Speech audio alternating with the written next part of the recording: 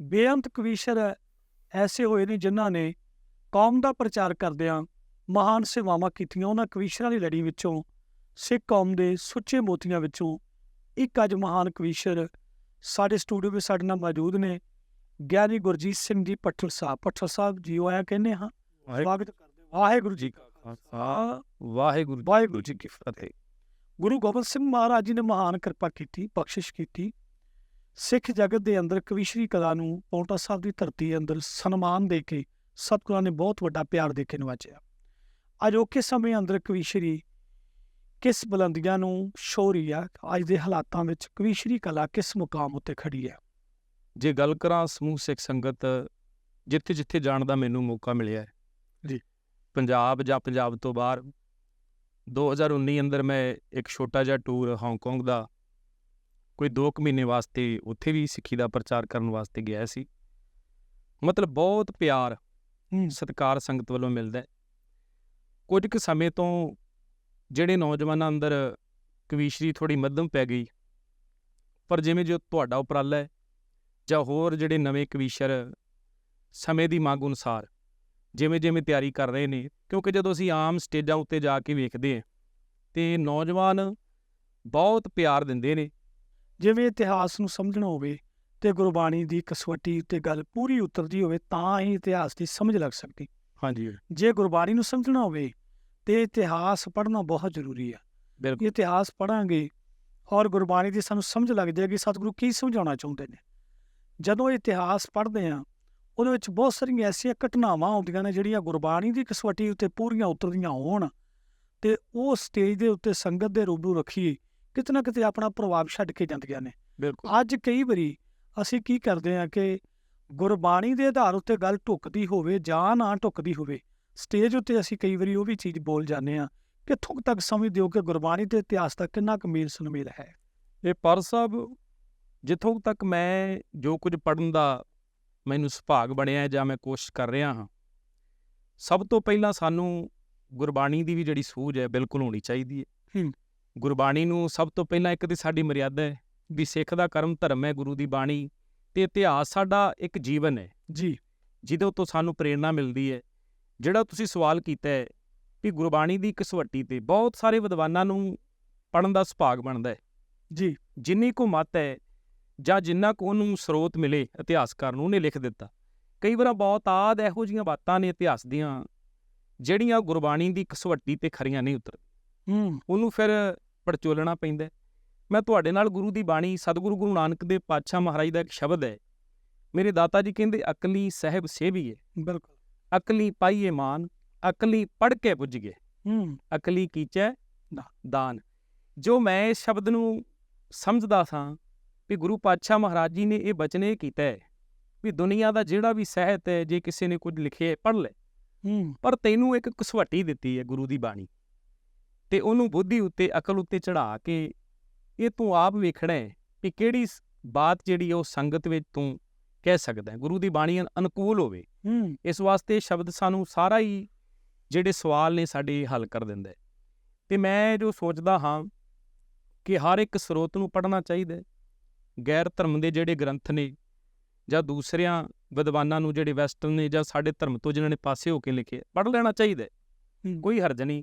ਪਰ ਸਾਨੂੰ ਜੋ ਕਸਵੱਟੀ ਗੁਰੂ ਨਾਨਕ ਪਾਤਸ਼ਾਹ ਮਹਾਰਾਜ ਜੀ ਨੇ ਬਖਸ਼ੀ ਹੈ ਗੁਰੂ ਦੀ ਬਾਣੀ, ਉਹਦੇ ਉੱਤੇ ਚੜ੍ਹਾ ਕੇ ਉਹਦੇ ਅਨੁਕੂਲ ਜਿਹੜਾ ਜੋ ਵੀ ਇਤਿਹਾਸ ਦਾ ਸਰੋਤ ਹੈ ਉਹਨੂੰ ਸੰਗਤਾਂ ਦੇ ਸਾਹਮਣੇ ਲਿਆਉਣਾ ਚਾਹੀਦਾ ਹੈ।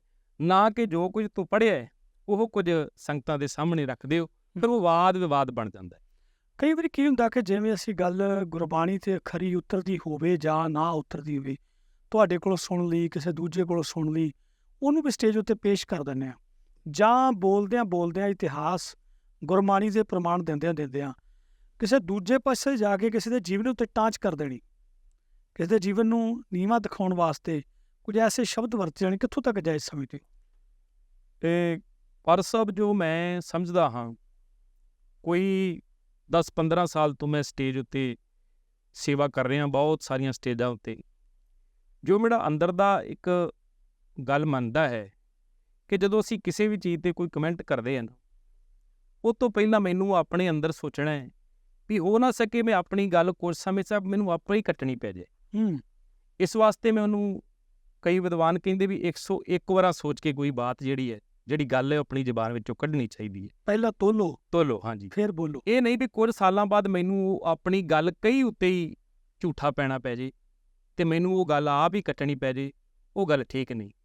ਤੇ ਜੋ ਮਾਣ ਮਰਿਆਦਾ ਹੈ, ਕਿਉਂਕਿ ਜਦੋਂ ਅਸੀਂ ਥੱਲੇ ਬਾਤਾਂ ਕਰਦੇ ਹਾਂ ਆਮ ਜਾਂ ਕਮਰੇ ਵਿੱਚ ਬੈਠ ਕੇ, ਉਹ ਗੱਲ ਵੱਖਰੀ ਹੈ। ਪਰ ਜਦੋਂ ਗੁਰੂ ਦੀ ਹਜ਼ੂਰੀ ਵਿੱਚ, ਜਦੋਂ ਗੁਰੂ ਗ੍ਰੰਥ ਸਾਹਿਬ ਪਾਤਸ਼ਾਹ ਮਹਾਰਾਜ ਦਾ ਪ੍ਰਕਾਸ਼ ਹੁੰਦਾ ਹੈ ਤੇ ਰੱਬ ਰੂਪ ਸੰਗਤਾਂ, ਗੁਰੂ ਰੂਪ ਸੰਗਤਾਂ ਬਿਲਕੁਲ ਸਾਹਮਣੇ ਬਿਰਾਜਮਾਨ ਹੁੰਦੀਆਂ, ਤੇ ਸਾਨੂੰ ਸਾਰੀਆਂ ਮਾਣ ਮਰਿਆਦਾ ਨੂੰ ਸਾਹਮਣੇ ਰੱਖ ਕੇ ਸਟੇਜ ਦੀ ਮਰਿਆਦਾ ਕੀ ਹੈ, ਇਹਦੇ ਵਿੱਚ ਇਹ ਨਹੀਂ ਕਿ ਮੈਂ ਜੇ ਤੁਹਾਨੂੰ ਮੰਦਾ ਕਹਿ ਰਿਹਾ ਹਾਂ ਕਿ ਉਹਦੇ ਵਿੱਚ ਮੈਂ ਠੀਕ ਹਾਂ। ਗੁਰੂ ਪਾਤਸ਼ਾਹ ਮਹਾਰਾਜ ਜੀ ਕਹਿੰਦੇ ਇਹਦੇ ਵਿੱਚ ਇਹ ਹੋ ਜਾਂਦਾ ਹੈ ਵੀ ਜੇ ਤੂੰ ਕਿਸੇ ਤੇ ਕਟਾਸ ਕਰ ਰਿਹਾ ਹੈ, ਇਹਦਾ ਮਤਲਬ ਇਹ ਹੈ ਵੀ ਤੂੰ ਉਹਦੇ ਵਿੱਚ ਨਿਪੁੰਨ ਹੈ।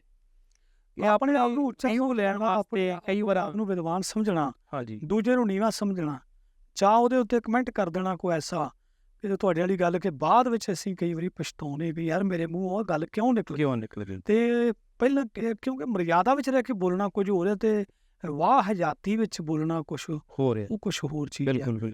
ਕਿੱਥੋਂ ਤੱਕ ਸਮਝਦੇ ਹੋ ਕਿ ਬੁਲਾਰਾ ਸਟੇਜ ਉੱਤੇ ਬੋਲਦਾ ਹੋਵੇ, ਗੁਰੂ ਸਾਹਿਬ ਦਾ ਪ੍ਰਕਾਸ਼ ਹੋਵੇ, ਗੁਰੂ ਸਾਹਿਬ ਜੀ ਦੀ ਸੰਗਤ ਬੈਠੀ ਹੋਵੇ, ਤੇ ਉਹਦੇ ਦਰਮਿਆਨ ਅਸੀਂ ਸਾਰੀ ਸ਼੍ਰੇਣੀ ਨੂੰ ਜਾਂ ਆਪਣੇ ਮਹਿਕਮੇ ਨੂੰ, ਆਪਣੇ ਡਿਪਾਰਟਮੈਂਟ ਨੂੰ ਨੀਵਾਂ ਦਿਖਾਉਣ ਵਾਸਤੇ ਕੁਝ ਐਸੇ ਸ਼ਬਦ ਬੋਲ ਜਾਂਦੇ ਆ ਜਿਹੜੇ ਸ਼ਬਦ ਲੋਕ ਵੀ ਮੁੜ ਕੇ ਬਾਅਦ ਵਿੱਚ ਸੁਣ ਕੇ ਬਰਦਾਸ਼ਤ ਨਹੀਂ ਕਰਦੇ।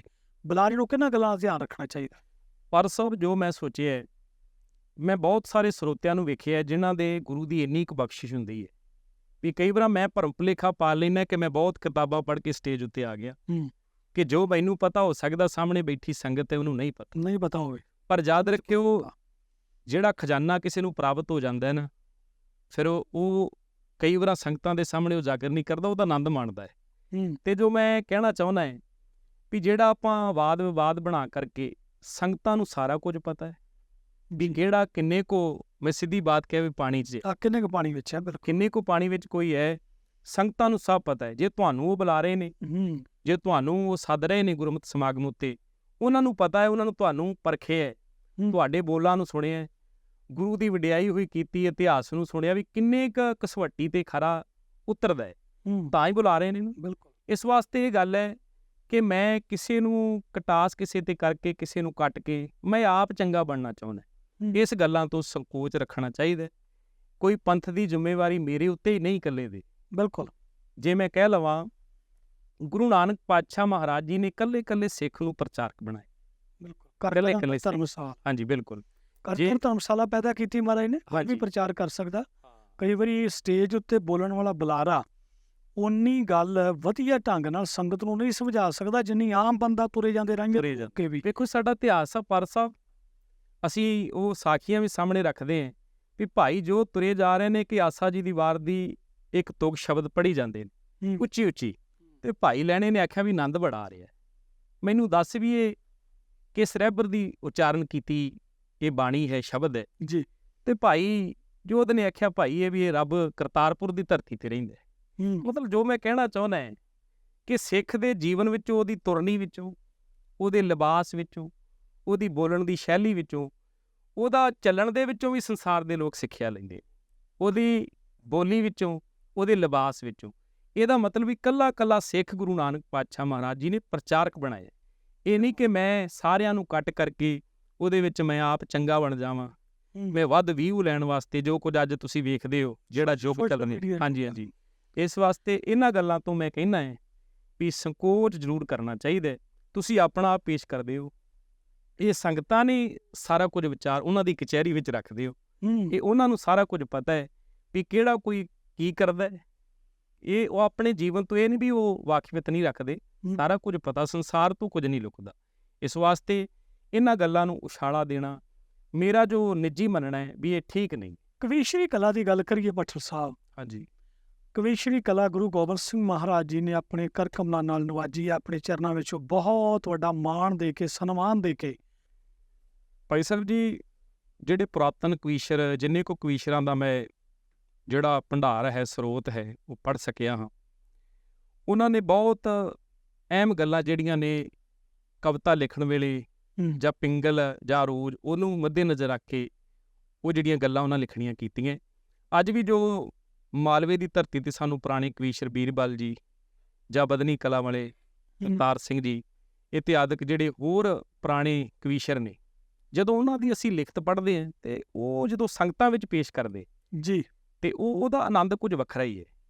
ਜਿਵੇਂ ਸਾਡੇ ਸਵਰਗੀ ਕਵੀਸ਼ਰ ਜਗੀਰ ਸਿੰਘ ਜੀ ਮਸਤ ਸਾਹਿਬ, ਬਿਲਕੁਲ ਉਹਨਾਂ ਦੀ ਜਿਹੜੀ ਲਿਖਤ ਹੈ, ਕਿਉਂਕਿ ਸਭ ਤੋਂ ਪਹਿਲਾਂ ਜਿਹੜੀ ਤੁਸੀਂ ਚੀਜ਼ ਬੋਲਣੀ ਹੈ ਉਹ ਤੁਹਾਨੂੰ ਆਪ ਨੂੰ ਟੁੰਬਣੀ ਚਾਹੀਦੀ, ਬਿਲਕੁਲ ਉਹਨੂੰ ਆਪ ਦਾ ਆਨੰਦ ਬਣਾ ਕੇ ਆਪ ਨੂੰ ਆਨੰਦ ਆਵੇਗਾ, ਸਰੋਤਿਆਂ ਨੂੰ ਵੀ ਆਨੰਦ ਆ ਸਕਦਾ। ਬਿਲਕੁਲ। ਪਰ ਸਰ ਮੈਂ ਆਪਣੇ ਨਾਲ ਦੇ ਸਾਥੀ ਜਾਂ ਹੋਰ ਵੀ ਕਵੀਸ਼ਰਾਂ ਨੇ ਇੱਕ ਵਿਚਾਰ ਕਰਦਾ ਹੁੰਦਾ ਵੀ ਬੁਲਾਰੇ ਤੋਂ ਪਹਿਲਾਂ ਤੁਸੀਂ ਸਰੋਤੇ ਬਣਨਾ ਸਿੱਖਣਾ। ਸਰੋਤਾ ਬਣ ਕੇ ਜਦੋਂ ਤੁਸੀਂ ਆਪ ਦੀ ਬੋਲੀ ਹੋਈ ਜਿਹੜੀ ਸ਼ੈਲੀ ਹੈ ਜਾਂ ਕਵਿਤਾ ਹੈ ਉਹਦਾ ਆਨੰਦ ਨਹੀਂ ਲਓਗੇ ਤੇ ਅੱਗੇ ਵੀ ਆਨੰਦ ਨਹੀਂ ਆਉਣਾ। ਬਿਲਕੁਲ, ਸਿਖਾਉਣ ਤੋਂ ਪਹਿਲਾਂ ਸਿੱਖਣ ਵਾਲੇ ਬਣੀਏ। ਬਿਲਕੁਲ ਬਿਲਕੁਲ, ਕੀ ਬਾਤ ਹੈ। ਗੁਰੂ ਗੋਬਿੰਦ ਸਿੰਘ ਪਾਤਸ਼ਾਹ ਮਹਾਰਾਜ ਜੀ ਨੇ ਜੋ ਇਹ ਬਹੁਤਾਤ ਗਿਣਤੀ ਵਿੱਚ ਮੇਰੇ ਤੋਂ ਪਹਿਲਾਂ ਵਿਦਵਾਨ ਜਾਂ ਬਹੁਤ ਸਾਰੀਆਂ ਕਿਤਾਬਾਂ ਵਿੱਚੋਂ 52 ਕਵੀਆਂ ਦੀ ਗਿਣਤੀ, ਪਰ ਇਹ ਤੋਂ ਵਧੇਰੇ ਵੀ ਵਿਦਵਾਨ ਕਹਿੰਦੇ ਨੇ ਵੀ ਉਹ ਗਿਣਤੀ ਕਵੀਆਂ ਦਾ ਮਾਨ ਸਨਮਾਨ ਕਰਨਾ।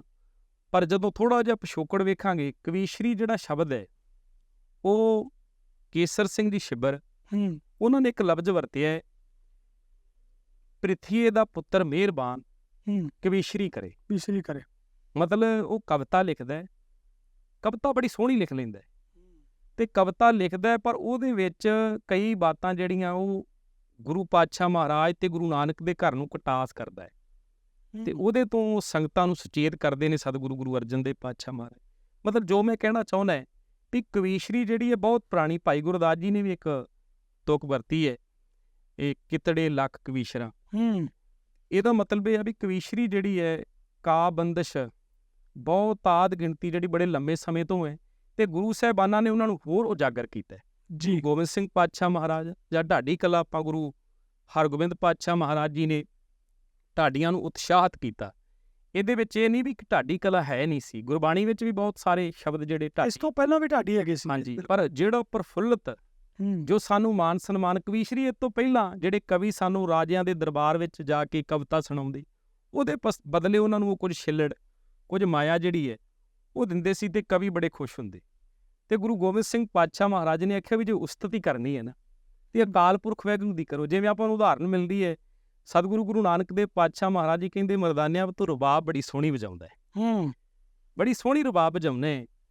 ਤੇ ਭਾਈ ਮਰਦਾਨਾ ਜੀ ਕਹਿੰਦੇ ਧੰਨਵਾਦ ਜੀ, ਪਰ ਵਜਾਉਣਾ ਕਿਸ ਵਾਸਤੇ? ਕਹਿੰਦੇ ਪੇਟ ਦੀ ਪੂਰਤੀ ਵਾਸਤੇ ਜੀ। ਲੋਕਾਂ ਦੇ ਘਰਾਂ ਬਾਹਰ ਮੂਹਰੇ ਜਾ ਕੇ ਦਰਵਾਜ਼ੇ ਦੇ ਮੂਹਰੇ ਕੁਝ ਟਾਰਾਂ, ਕੁਝ ਰਾਗ ਅਲਾਪ ਦੇਈਦਾ ਤੇ ਉਹਦੇ ਬਦਲੇ ਲੋਕ ਸਾਨੂੰ ਮਾਇਆ ਦਿੰਦੇ। ਤੇ ਗੁਰੂ ਨਾਨਕ ਪਾਤਸ਼ਾਹ ਮਹਾਰਾਜ ਜੀ ਕਹਿੰਦੇ ਵੀ ਵਜਾਉਣੀ ਰਬਾਬ ਹੀ ਹੈ, ਪਰ ਲੋਕਾਂ ਵਾਸਤੇ ਨਹੀਂ, ਰੱਬ ਵਾਸਤੇ ਵਜਾ, ਜਦੋਂ ਕੁਛ ਕਰ ਲਾ। ਹਾਂ, ਤੇ ਯਾਦ ਰੱਖੀ ਫਿਰ ਰਹਿੰਦੀ ਦੁਨੀਆ ਤੱਕ ਤੇਰਾ ਨਾਮ ਹੋਵੇਗਾ। ਤੇ ਗੁਰੂ ਪਾਤਸ਼ਾਹ ਮਹਾਰਾਜ ਕਿਰਪਾ ਕਰਨ, ਇੱਕ ਸ਼ਬਦ ਆਉਂਦਾ ਹੈ ਸਤਿਗੁਰੂ ਗੁਰੂ ਅਰਜਨ ਦੇਵ ਪਾਤਸ਼ਾਹ ਮਹਾਰਾਜ ਜੀ ਦਾ, ਮੇਰੇ ਦਾਤਾ ਜੀ ਕਹਿੰਦੇ ਮੈਂ ਮੂਰਖ ਕੀ ਕੇਤਕ ਬਾਤ ਹੈ, ਕੋਟ ਪਰਾਧੀ ਤਰਿਆ ਰੇ, ਗੁਰੂ ਨਾਨਕ ਜਿਨ ਸੁਣਿਆ ਪੇਖਿਆ ਸੇ ਫਿਰ ਗਰਭਾਸ ਨਾ ਪਿਆਰੇ। ਜਿਨ੍ਹਾਂ ਨੇ ਗੁਰੂ ਨਾਨਕ ਪਾਤਸ਼ਾਹ ਮਹਾਰਾਜ ਨੂੰ ਵੇਖਿਆ, ਜਿਨ੍ਹਾਂ ਨੇ ਸੁਣਿਆ, ਉਹਨਾਂ ਦਾ ਜਨਮ ਮਰਨ ਦਾ ਗੇੜਾ ਹੀ ਸੰਸਾਰ 'ਚ ਮੁੱਕ ਜਾਂਦਾ ਹੈ। ਇਹ ਉਹਨਾਂ ਵਿੱਚੋਂ 47 ਸਾਲ ਸੰਗਤ ਭਾਈ ਮਰਦਾਨਾ ਜੀ ਨੇ ਗੁਰੂ ਨਾਨਕ ਪਾਤਸ਼ਾਹ ਮਹਾਰਾਜ ਦੀ ਬਾਣੀ। ਜੋ ਮੈਂ ਕਹਿਣਾ ਚਾਹੁੰਦਾ ਹੈ ਵੀ ਗੁਰੂ ਨਾਨਕ ਪਾਤਸ਼ਾਹ ਮਹਾਰਾਜ ਜੀ ਨੇ ਸਾਨੂੰ ਜਿਹੜਾ ਸੰਗੀਤ ਜਾਂ ਇਹ ਕਾਵਿ ਸ਼ੈਲੀ, ਇਹਨੂੰ ਹੋਰ ਪ੍ਰਫੁੱਲਤ, ਸਾਨੂੰ ਹੋਰ ਉਤਸ਼ਾਹਿਤ ਕੀਤਾ। ਅਸੀਂ ਸਦਾ ਕਦੇ ਵੀ ਦੇਣ ਗੁਰੂ ਪਾਤਸ਼ਾਹ ਮਹਾਰਾਜ ਦੀ ਦੇ ਨਹੀਂ ਸਕਦੇ, ਬਾਦਸ਼ਾਹ ਸਾਨੂੰ ਬਣਾਏ। ਤੇ ਜੇ ਰਾਜਿਆਂ ਮਹਾਰਾਜਿਆਂ ਦੇ ਦਰਬਾਰ ਵਿੱਚੋਂ ਸਾਨੂੰ ਕਵਿਤਾ ਦੇ ਬਦਲੇ ਕੁਝ ਨਾ ਮਿਲਦਾ ਸੀ, ਤੇ ਤੁਸੀਂ ਜਾਣਦੇ ਹੋ ਸਾਖੀ ਵੀ ਪਾਉਂਟਾ ਸਾਹਿਬ ਦੀ ਧਰਤੀ ਤੇ ਗੁਰੂ ਪਾਤਸ਼ਾਹ ਮਹਾਰਾਜ ਮੋਹਰਾਂ ਢਾਲਾਂ ਭਰ ਕੇ ਤੇ ਕਵੀਆਂ ਦਾ ਸਨਮਾਨ ਕਰਦੇ, ਹਾਥੀ ਤੱਕ ਵੀ ਦੇ ਦਿਆ ਕਰਦੇ ਸੀ। ਵੱਡਾ ਕਲਗੀਧਰ ਪਾਤਸ਼ਾਹ ਮਹਾਰਾਜ ਅਜੋਕੇ ਸਮੇਂ ਅੰਦਰ ਕਵੀਸ਼ਰੀ ਕਲਾ ਵਿੱਚ ਬਹੁਤ ਵੱਡੀਆਂ ਸੇਵਾਵਾਂ ਨਿਭਾ ਰਹੇ ਹੋ, ਜਿਹੜਾ ਅੱਜ ਸੰਗਤ ਦੇ ਰੂਬਰੂ ਆਪਾਂ ਛੰਦ ਕਰਾਂਗੇ। ਪਹਿਲੀ ਕਵਿਤਾ, ਪਹਿਲੀ ਕਾਵਿ ਰਚਨਾ ਕਵੀਸ਼ਰੀ ਕਲਾ ਨਾਲ ਸੰਬੰਧਿਤ ਹੈ। ਹਾਂਜੀ, ਉਹਦਾ ਨਾਮ ਹੈ ਜੀ ਡਬਲ ਕਮਾਨੀ। ਇਹ ਸਵਰਗੀ ਕਵੀਸ਼ਰ ਜਗੀਰ ਸਿੰਘ ਮਸਤ ਉਹਨਾਂ ਦੀ ਲਿਖੀ ਹੋਈ ਹੈ, ਬੜਾ ਮਕਬੂਲ ਹੋਇਆ ਛੰਦ ਜੀ। ਕਮਾਨੀ ਛੰਦ ਵੇਖਿਆ ਇਤਿਹਾਸ ਵਿੱਚ, ਹਾਂਜੀ, ਹੋਰ ਛੰਦਾਂ ਦੇ ਨਾਮ ਜਿਵੇਂ ਡਬਲ ਕਮਾਨੀ। ਹਾਂਜੀ, ਇਹ ਡਬਲ ਕਮਾਨੀ ਕਿੱਦਾਂ ਮਤਲਬ ਬਣ ਗਈ? ਇਹ ਪਰ ਸਾਹਿਬ ਵਧਾ ਕਰਕੇ, ਜਿਵੇਂ ਡਬਲ ਦੁਤਾਰਾ, ਉਹਨਾਂ ਸ਼ਬਦਾਂ ਨੂੰ ਡਬਲ ਕਰਕੇ ਪੇਸ਼ ਕਰਨਾ, ਉਹ ਬੋਲਣ ਵਾਲੇ ਤੇ ਉਹਦਾ ਕਿਵੇਂ ਸੰਗਤਾਂ ਦੇ ਸਾਹਮਣੇ ਉਹਨੂੰ ਪੇਸ਼ ਕਰ ਸਕਦੇ। ਮੇਰਾ ਖਿਆਲ ਡਬਲ ਲਿਖਿਆ ਨੂੰ ਇਸ ਤਰ੍ਹਾਂ ਹੋਇਆ ਵੀ ਜਿਵੇਂ ਕਮਾਨੀ ਤੋਂ ਕੁਝ ਅੱਖਰ ਵਧਾ ਦਿੱਤੇ ਗਏ। ਉਹਨਾਂ ਨੇ ਆਪਣੇ ਢੰਗ ਨਾਲ, ਆਪਣੇ ਤਰੀਕੇ ਦੇ ਨਾਲ ਕਮਾਨੀ ਛੰਦ ਨੂੰ ਨਵਾਂ ਰੂਪ ਦੇਣ ਵਾਸਤੇ, ਨਵੀਂ ਦਿੱਖ ਦੇਣ ਵਾਸਤੇ ਕੁਛ ਅੱਖਰ ਵਧਾ ਕੇ, ਕੁਝ ਮਾਤਰਾ ਵਧਾ ਕੇ ਬਿਲਕੁਲ ਉਹਨੂੰ ਡਬਲ ਕਮਾਨੀ ਕਿਹਾ। ਡਬਲ ਕਮਾਨੀ। ਪਰ ਸਾਹਿਬ ਜਦੋਂ ਅਸੀਂ ਕਵੀਸ਼ਰੀ ਵਿੱਚ 13 ਤਰਜ਼ਾਂ ਦੀ ਗੱਲ ਜ਼ਿਆਦਾਤਰ ਆਪਾਂ ਸਰਵਣ ਕਰਦੇ ਹਾਂ, ਪਰ ਜੋ ਕੁਝ ਮੈਂ ਪੜ੍ਹਦਾ ਜਾਂ ਵੇਖਦਾ ਸੁਣਦਾ ਹਾਂ, ਹੁਣ 13 ਤੋਂ ਗਿਣਤੀ ਵਧੇਰੇ ਹੈ। ਤਰਜ਼ਾਂ ਤੇ ਬਹੁਤ ਸਾਰੀਆਂ ਨੇ। ਕਵੀਸ਼ਰਾਂ ਨੇ ਉਹਦੇ ਵਿੱਚ ਵਿਕਾਸ ਕੀਤਾ ਹੈ, ਉਹਦੇ ਵਿੱਚ ਹੋਰ ਤਿਆਰੀ ਕਰਕੇ, ਜਿਵੇਂ ਲੰਡੀ ਝੋਕ, ਜਿਵੇਂ ਹੋਰ ਛੰਦ ਜਿਹੜੇ ਵਧਾਏ ਨੇ, ਅਰਧ ਬੈਂਤ ਦਾ ਆ ਗਿਆ, ਸੰਪੂਰਨ ਬੈਂਤ। ਬਿਲਕੁਲ। ਤੇ ਇਸੇ ਤਰ੍ਹਾਂ ਮੈਂ ਸੋਚਦਾ ਮਸਤ ਸਾਹਿਬ ਜੀ ਨੇ ਇਹਦੇ ਵਿੱਚ ਬਾ ਕਮਾਲ ਬੋਲ ਪਾਏ ਨੇ। ਗੱਲ ਇੱਥੇ ਹੈ ਵੀ ਉਹਨੂੰ ਸੰਗਤ ਵਿੱਚ ਬੋਲਣ ਲੱਗਿਆ ਕੋਈ ਦਿੱਕਤ ਨਹੀਂ। ਉਹਦੇ ਵਿੱਚ ਜੇ ਕੁਝ ਸ਼ਬਦ ਵਧਾਏ ਵੀ ਗਏ ਨੇ ਤੇ ਬਹੁਤ ਸੋਹਣੀ ਪੇਸ਼ਕਾਰੀ ਜਿਹੜੀ ਹੈ ਇਸ ਛੰਦ ਦੇ ਵਿੱਚ, ਉਸ ਕਮਾਨੀ ਵਿੱਚ ਉਹਨਾਂ ਨੇ ਹੋਰ ਰੰਗ ਭਰ ਕੇ ਸੰਗਤ ਦੇ ਰੂਬਰੂ ਕਰ ਦਿੱਤਾ। ਕਾਫੀ ਹੱਦ ਤੱਕ ਸੰਗਤ ਜਿਹੜੀ ਉਸ ਤਰਜ ਨੂੰ, ਉਸ ਬੰਦਸ਼ ਨੂੰ ਪਸੰਦ ਕਰ ਬਹੁਤ ਆਦ ਗਿਣਤੀ ਵਿੱਚ ਪਸੰਦ ਕਰਦੀ ਹੈ। ਸਾਨੂੰ ਬਾਰ-ਬਾਰ ਫਰਮਾਇਸ਼ ਵੀ ਕਰਕੇ ਇਸ ਕਵਿਤਾ ਨੂੰ ਸੁਣਿਆ ਜਾਂਦਾ ਹੈ। ਮਤ ਸਾਹਿਬ ਜੀ ਨੇ ਜੋ ਇਹਦੇ ਵਿੱਚ ਕਾਫੀਏ ਉਹਨੂੰ ਬੜੇ ਸੋਹਣੇ ਤਰੀਕੇ ਨਾਲ ਫਿੱਟ ਕਰਕੇ ਤੇ ਸਰ ਉਹ ਜਿਹੜੇ ਤਿੰਨ ਚੀਜ਼ਾਂ ਨੂੰ ਜੋੜਦੇ। ਹਾਂ ਬਿਲਕੁਲ। ਚਾਰ ਕਾਫੀ ਹਰ ਗੋਬਿੰਦ ਗਜਿੰਦ ਬਲੀ ਮਰਗੇਂਦ ਪਿਤਾ ਲਾਜ ਰੱਖਿਓ ਸ਼ਰਣੀ ਆਇਆ। ਕੀ ਬਾਤ ਹੈ। ਮੈਂ ਚਾਹੁੰਦਾ ਕਿ ਉਹ ਡਬਲ ਕਮਾਨੀ ਸੰਗਤ ਦੇ ਰੂਬਰੂ ਕਰੀਏ। ਹਾਂਜੀ। ਤੇ ਸੰਗਤ ਨੂੰ ਆਨੰਦ ਮਿਲੇ ਕਿ ਕਮਾਨੀ ਨਾਲੋਂ ਥੋੜ੍ਹੇ ਜਿਹੇ ਅੱਖਰ ਵਧਾ ਕੇ ਇੱਕ ਕਵੀ ਦੀ ਨਵੀਂ ਰਚਨਾ, ਨਵੀਂ ਕਲਪਨਾ ਜਿਹੜੀ ਆ ਉਹ ਸੰਗਤ ਦੇ ਰੂਬਰੂ ਜ਼ਰੂਰ ਰੱਖਿਆ। ਠੀਕ ਹੈ। ਪੰਜ ਪਿਆਲੇ ਪੰਜ ਪੀਰ, ਛਠਮ ਪੀਰ ਬੈਠਾ ਗੁਰ ਭਾਰੀ, ਅਰਜਨ ਕਾਇਆ ਪਲਟ ਕੇ ਮੂਰਤ ਹਰ ਗੋਬਿੰਦ ਸਵਾਰੀ, ਚੱਲੀ ਪੀੜੀ ਸੋਢੀਆਂ ਰੂਪ ਦਿਖਾਵਣ ਵਾਰੋ ਵਾਰੀ, ਦਲ ਭੰਜਨ ਗੁਰ ਸੂਰਮਾ ਵੱਡ ਜੋਧਾ ਬਹੁ ਪਰਉਪਕਾਰੀ। ਛੇਵੇਂ ਪਾਤਸ਼ਾਹ ਮੀਰੀ ਪੀਰੀ ਦੇ ਮਾਲਕ ਸਤਿਗੁਰੂ ਗੁਰੂ ਹਰਗੋਬਿੰਦ ਪਾਤਸ਼ਾਹ ਮਹਾਰਾਜ ਦੇ ਚਰਨਾਂ ਵਿੱਚ ਇੱਕ ਬੰਦਨਾ ਦੇ ਰੂਪ ਅੰਦਰ ਕਾਵਿ ਰਚਨਾ ਮੇਰੇ ਨਾਲ ਦੇ ਸਾਥੀ ਆਪ ਸੰਗਤਾਂ ਦੇ ਸਨਮੁਖ ਐਉਂ ਰੱਖ ਰਹੇ ਨੇ। ਛੇਵੇਂ ਗੁਰੂ ਸੱਚੇ ਪ੍ਰਤਪਾਲਕ, ਮੀਰੀ ਪੀਰੀ ਦੇ ਸੰਚਾਲਕ, ਦਾਤਾ ਦੀਨ ਦੁਨੀ ਦੇ ਮਾਲਕ, ਮਨ ਲੋ ਅਰਜ਼ੀਆਂ ਜਾਣੇ ਦੀ। हे ਗੰਗਾ ਕੇ ਨੰਦਨ ਚਰਨਨ ਬੰਦਨ ਹੈ, ਕਰੋ ਸਪੂਰਨ ਦਾਸ ਨਿਮਾਣੇ ਦੀ। ਤੇਰੀਆਂ ਰਹਿਮਤਾਂ ਹੈਣ ਬੇਅੰਤ, ਕਿਰਪਾ ਕਰ ਮੇਰੇ ਭਗਵੰਤ, ਤੇਰਾ ਨਹੀਂ ਕੋਈ ਆਉਂਦਾ ਅੰਤ, ਕਰਮ ਕਰ ਤ੍ਰਿਖਾ ਬੁਝਾਇਆਂ ਦੀ। ਹਰ ਗੋਬਿੰਦ ਗਜਿੰਦ ਬਲੀ ਮਰਗਿੰਦ ਪਿਤਾ, ਲਾਜ ਰੱਖ ਲੋ ਸ਼ਰਨੀ ਆਇਆਂ ਦੀ। ਓ ਸੁਣਿਆ ਜਦੋਂ ਲਾਹੌਰੀ ਕਾਰਾ,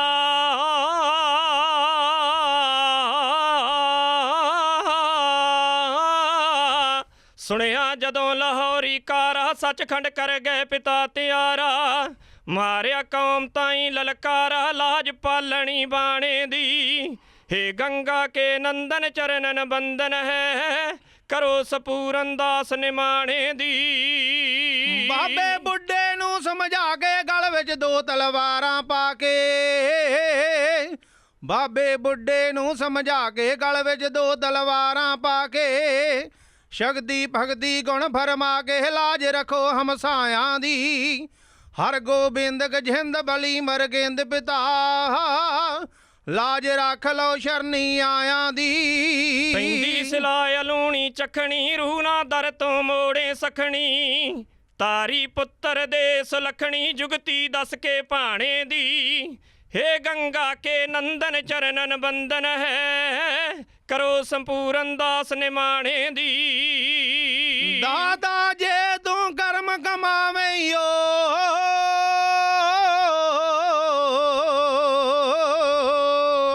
ਦਾਦਾ ਜੇ ਤੂੰ ਕਰਮ ਕਮਾਵੇਂ, ਭੱਠੀ ਮੱਝਦੀ ਸਿੱਖ ਬਚਾਵੇਂ।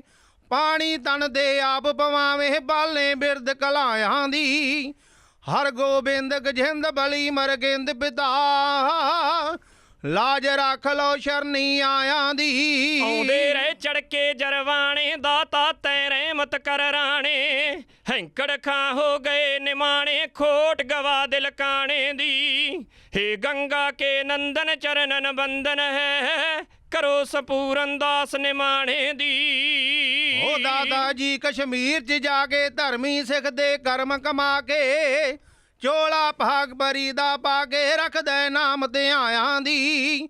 ਹਰ ਗੋਬਿੰਦ ਗਜਿੰਦ ਬਲੀ ਮਰਗਿੰਦ ਪਿਤਾ, ਲਾਜ ਰੱਖ ਲੋ ਸ਼ਰਨੀ ਆਇਆਂ ਦੀ। ਓ ਦਾਤਾ ਤੇਰੇ ਕੌਤਕ ਨਿਆਰੇ ਜੀ, ਮੈਂ ਗਿਣ ਨਹੀਂ ਸਕਦਾ ਸਾਰੇ। ਦਾਤਾ ਤੇਰੇ ਕੌਤਕ ਨਿਆਰੇ ਜੀ ਮੈਂ ਗਿਣ ਨਹੀਂ ਸਕਦਾ ਸਾਰੇ ਹੈਂਕੜ ਤੇਰੇ ਚਰਨੀ ਹਾਰੇ ਧੌਣ ਪੰਨੇ ਜਰਵਾਣੇ ਦੀ ਹੇ ਗੰਗਾ ਕੇ ਨੰਦਨ ਚਰਨਨ ਬੰਦਨ ਹੈ ਕਰੋ ਸੰਪੂਰਨ ਦਾਸ ਨਿਮਾਣੇ ਦੀ ਓ ਮੰਨ ਲਓ ਮਸਤਾਂ ਦੀ ਅਰਜੋਈ ਸਾਨੂੰ ਨਹੀਂ ਸਹਾਰਾ ਕੋਈ ਬਖਸ਼ੋ ਜੀ ਚਰਨਾਂ ਵਿੱਚ ਢੋਈ ਜਰਨ ਧੂੜ ਰਚਨਾਇਆਂ ਦੀ ਹਰ ਗੋਬਿੰਦ ਗਜਿੰਦ ਬਲੀ ਮਰਗਿੰਦ ਪਿਤਾ ਲਾਜ ਰੱਖ ਲੋ ਸ਼ਰਨੀ ਆਇਆਂ ਦੀ।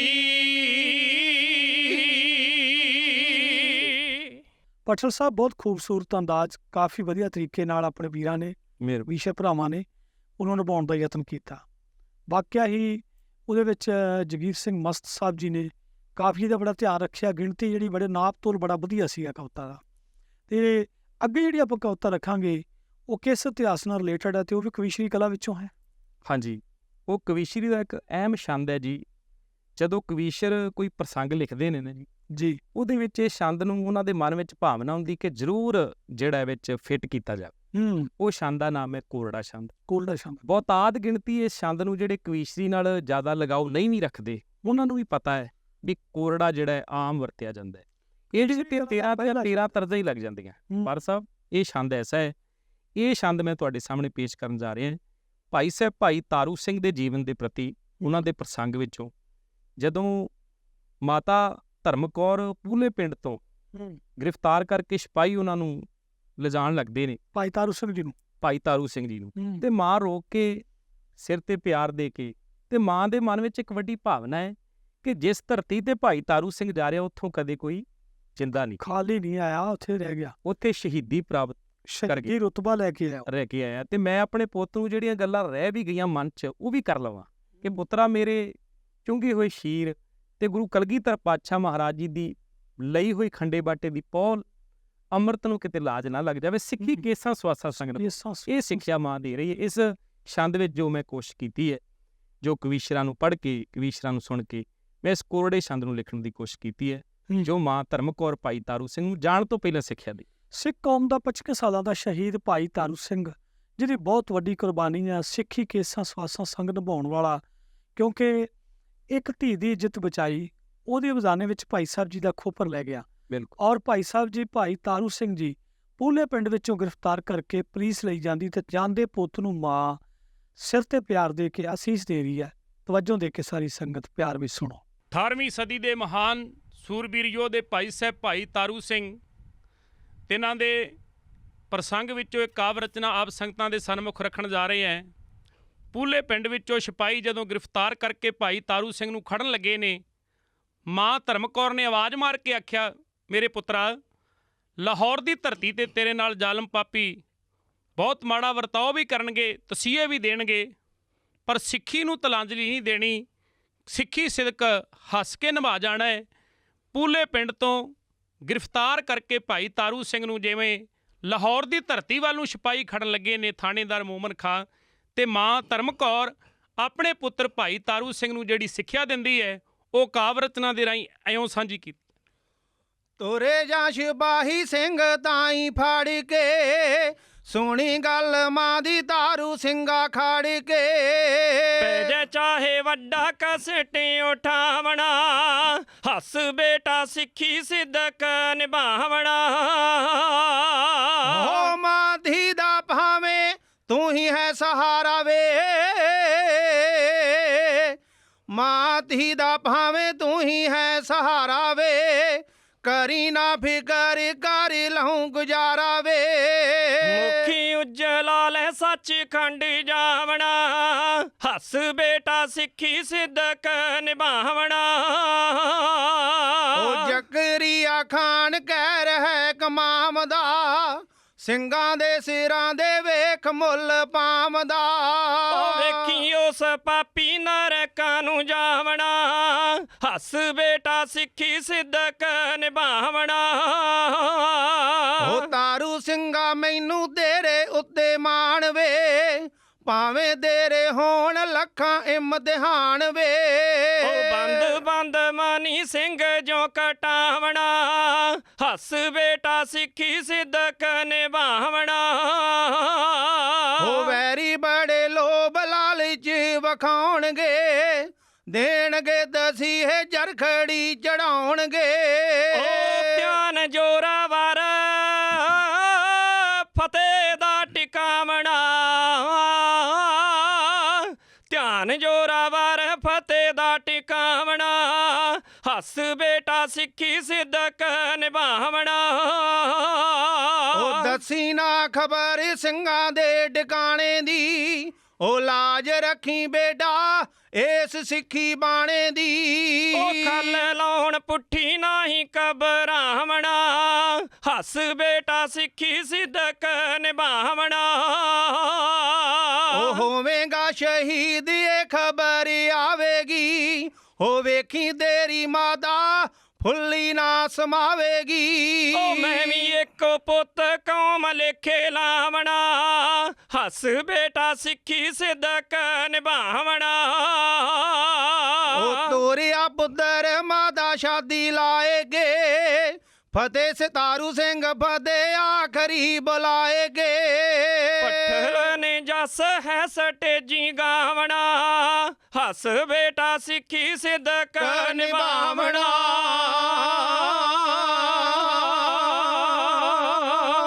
ਪੱਠਲ ਸਾਹਿਬ ਵਾਕਿਆ ਭਾਈ ਤਾਰੂ ਸਿੰਘ ਸਾਹਿਬ ਜੀ ਦੀ ਕੁਰਬਾਨੀ ਨੂੰ ਸਮਰਪਿਤ ਉਹ ਕਵੀਸ਼ਰੀ ਕਲਾ ਦਾ ਪਹਿਲਾ ਛੰਦ ਘੋਰਡਾ ਹਾਂਜੀ ਬਾਖੂਬੀ ਵੀਰਾਂ ਨੇ ਨਿਭਾਇਆ, ਔਰ ਬਹੁਤ ਸੋਹਣਾ ਦਵਿੰਦਰ ਸਿੰਘ ਉਰਾਣੇ ਤੇ ਦੂਜੇ ਵੀਰ ਆਪਣੇ ਗੁਰਜੀਤ ਸਿੰਘ ਜੀ, ਉਹਨਾਂ ਨੇ ਬਹੁਤ ਸੋਹਣੇ ਤਰੀਕੇ ਦੇ ਨਾਲ ਸੰਗਤਾਂ ਦੇ ਰੂਬਰੂ ਕੀਤਾ, ਪੇਸ਼ ਕੀਤਾ। ਹੱਕ ਵੀ ਬਣਦਾ ਸੀਗਾ ਕਿਉਂਕਿ ਕਵੀਸ਼ਰੀ ਕਲਾ ਪ੍ਰੋਗਰਾਮ ਦਾ ਨਾਂ ਆ ਤੇ ਕਵੀਸ਼ਰੀ ਕਲਾ ਹੀ ਉਹਦੇ ਵਿੱਚ ਪੇਸ਼ ਕੀਤੀ ਜਾਂਦੀ ਹੈ। ਹੋਰ ਕੋਈ ਤਰਜ ਵਾਲਾ ਛੰਦ, ਕੋਈ ਇੱਧਰ ਉੱਧਰ ਦੀ ਟਿਊਨ ਆਪਾਂ ਪੇਸ਼ ਨਹੀਂ ਕਰਦੇ। ਬਿਲਕੁਲ ਮੈਂ ਸਮਝਦਾ ਕਿ ਬਹੁਤ ਵਧੀਆ ਤੁਸੀਂ ਮਿਹਨਤ ਕਰ ਰਹੇ ਹੋ ਤੇ ਮਿਹਨਤ ਕਰਕੇ ਸੰਗਤ ਦੀ ਸੇਵਾ ਵਿੱਚ ਲੱਗੇ ਹੋ। ਸੰਗਤ ਤੁਹਾਨੂੰ ਪਿਆਰ ਦੇ ਰਹੀ ਹੈ, ਦਿਨ ਦੁਗਣੀ ਰਾਤ ਚੌਗਣੀ ਤਰੱਕੀ ਕਰੋ। ਜਾਂਦੇ ਜਾਂਦੇ ਆਪਣੇ ਕਵੀਸ਼ਰ ਭਰਾਵਾਂ ਨੂੰ, ਪ੍ਰਚਾਰਕ ਵੀਰਾਂ ਨੂੰ ਕੀ ਸੁਝਾਅ ਦੇਣਾ ਚਾਹੋ? ਪਰ ਸਾਹਿਬ, ਮੈਂ ਗੱਲ ਭਾਈ ਤਾਰੂ ਸਿੰਘ ਦੀ ਹੋ ਰਹੀ ਹੈ। ਜਿਹੜਾ ਇਤਿਹਾਸ ਹੁੰਦਾ ਹੈ ਇੱਕ ਬੰਦਿਸ਼ ਵਿੱਚ ਰਹਿ ਕੇ ਕਾਵਿ ਰਚਨਾ ਦੀ ਸੰਗਤਾਂ ਦੇ ਸਾਹਮਣੇ ਰੱਖੀਦਾ ਹੈ, ਪਰ ਜਿਵੇਂ ਸੰਗੀਤ ਵਿੱਚ ਗੁਰੂ ਦੀ ਬਾਣੀ ਪਾ ਕੇ ਗੁਰੂ ਨਾਨਕ ਪਾਤਸ਼ਾਹ ਮਹਾਰਾਜ ਜੀ ਨੇ ਸਾਨੂੰ ਰੱਬ ਨਾਲ ਜੋੜਨ ਵਾਸਤੇ ਇੱਕ ਵਸੀਲਾ ਹੈ, ਇਹ ਕਾਵਿ ਬੰਦਿਸ਼ ਇਤਿਹਾਸ ਨੂੰ ਸੰਗਤਾਂ ਦੇ ਸਾਹਮਣੇ ਰੱਖਣ ਵਾਸਤੇ ਇੱਕ ਤਰੀਕਾ ਹੈ, ਇੱਕ ਵਸੀਲਾ ਹੈ। ਤੇ ਭਾਈ ਤਾਰੂ ਸਿੰਘ ਨੇ ਸਿੱਖੀ ਕੇਸਾਂ ਸਵਾਸਾਂ ਨਾਲ ਨਿਭਾਈ, ਤੇ ਜਿਨ੍ਹਾਂ ਨੂੰ ਅਸੀਂ ਰੋਜ਼ਾਨਾ ਅਰਦਾਸ ਅੰਦਰ ਵੀ ਯਾਦ ਕਰਦੇ, ਜਿਨ੍ਹਾਂ ਸਿੱਖੀ ਕੇਸਾਂ ਸਵਾਸਾਂ ਸੰਗ ਨਿਭਾਈ, ਤਿਨਾਂ ਦੀ ਕਮਾਈ ਦਾ ਧਿਆਨ ਧਰ ਕੇ ਬੋਲੋ ਜੀ ਵਾਹਿਗੁਰੂ ਵਾਹਿਗੁਰੂ। ਮੈਂ ਨੌਜਵਾਨਾਂ ਨੂੰ ਇਹ ਬੇਨਤੀ ਕਰਦਾ ਕਿ ਸਾਡਾ ਜਿਹੜਾ ਵਿਰਸਾ ਹੈ, ਕੇਸਾਂਧਾਰੀ ਹੋ ਕੇ, ਸਿਰ ਉੱਤੇ ਦਸਤਾਰ ਸਜਾ ਕੇ, ਖੰਡੇ ਬਾਟੇ ਦੀ ਪਹੁ ਲੈ ਕੇ, ਅਸੀਂ ਉਹਨਾਂ ਦੇ ਵਾਰਸਾਂ ਜਿਨ੍ਹਾਂ ਨੇ ਖੋਪੜ ਵੀ ਉਤਰਵਾ ਲਏ, ਬੰਦ ਕਟਵਾ ਲਏ, ਤੇ ਸਾਨੂੰ ਉਹਨਾਂ ਦੀ ਦਿੱਤੀ ਹੋਈ ਸਿੱਖਿਆ 'ਤੇ ਜ਼ਰੂਰ ਚੱਲਣਾ ਚਾਹੀਦਾ। ਤੇ ਦੂਸਰਾ, ਮੈਂ ਕਵੀਸ਼ਰ ਵੀਰਾਂ ਨੂੰ ਇਹ ਬੇਨਤੀ ਕਰਦਾ ਕਿ ਬਹੁਤ ਸਾਰੇ ਇਤਿਹਾਸ ਦੇ ਪਹਿਲੂ ਜਿਹੜੇ ਨੇ, ਸਾਡਾ ਇਤਿਹਾਸ ਸ਼ੇਰੇ ਪੰਜਾਬ ਮਹਾਰਾਜਾ ਰਣਜੀਤ ਸਿੰਘ, ਸਿੱਖ ਰਾਜ ਦੀਆਂ ਬਾਤਾਂ ਨੇ, ਬਹੁਤ ਜਿਹੜੇ ਅਣਗੋਲੀਆਂ ਜਿਹੜੇ ਇਤਿਹਾਸ ਦੇ ਪੰਨੇ ਰਹਿ ਗਏ ਨੇ, ਉਹਨਾਂ ਨੂੰ ਆਪਾਂ ਜ਼ਰੂਰ ਸੰਗਤਾਂ ਦੇ ਸਾਹਮਣੇ ਲੈ ਕੇ ਆਈਏ। ਗੁਰੂ ਪਾਤਸ਼ਾਹ ਮਹਾਰਾਜ ਕਿਰਪਾ ਕਰਨ। ਮੈਂ ਇਸ PTC ਅਦਾਰੇ ਜੋ ਸਾਨੂੰ ਇੱਕ ਪਲੇਟਫਾਰਮ ਦਿੱਤਾ ਹੈ, ਸੰਸਾਰ ਦੇ ਕੋਨੇ-ਕੋਨੇ ਵਿੱਚ ਸਾਡੀ ਜਿਹੜੀ ਬਾਤ ਨੂੰ, ਕਵੀਸ਼ਰੀ ਕਲਾ ਨੂੰ ਪਹੁੰਚਾਉਣ ਵਾਸਤੇ, ਮੈਂ ਇਸ ਅਦਾਰੇ ਦਾ ਵੀ ਧੰਨਵਾਦ ਕਰਦਾ। ਸਤਿਗੁਰੂ ਗੁਰੂ ਗ੍ਰੰਥ ਸਾਹਿਬ ਪਾਤਸ਼ਾਹ ਮਹਾਰਾਜ, ਗੁਰੂ ਕਲਗੀਧਰ ਪਾਤਸ਼ਾਹ ਮਹਾਰਾਜ ਚੜ੍ਹਦੀ ਕਲਾ ਬਖਸ਼ਿਸ਼ ਕਰਨ। ਆਪ ਜੀ ਦਾ ਵੀ ਧੰਨਵਾਦ। ਵਾਹਿਗੁਰੂ ਜੀ ਕਾ ਖਾਲਸਾ, ਵਾਹਿਗੁਰੂ ਜੀ ਕੀ ਫਤਿਹ।